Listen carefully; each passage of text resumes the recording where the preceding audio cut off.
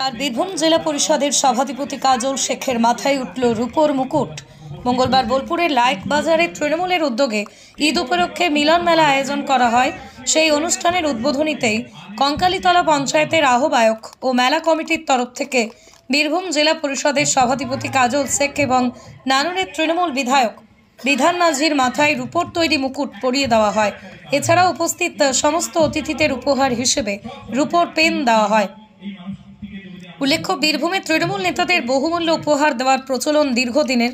আগেও বীরভূম জেলা তৃণমূল সভাপতি অনুব্রত মণ্ডলকে রূপোর তরবারি, গরু পাচন, ঢাক সহ নানান রূপোর তৈরি উপহার দেওয়া হয়েছে।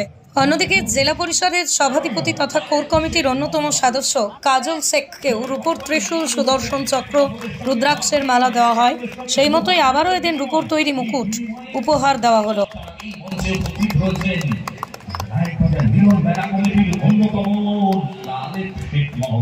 দারুণ লাগছে।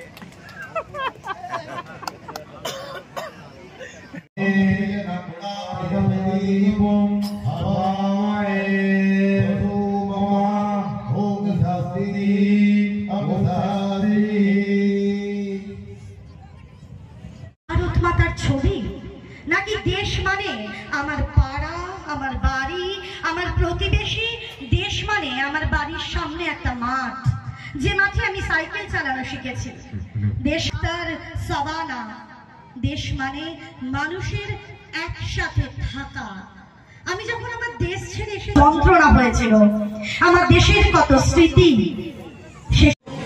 লাইক বাজারে আলেপ ভাই, গয়লা ভাই আমাদের কাছ থেকে ছেড়ে চলে গেছে, সাবু ভাই।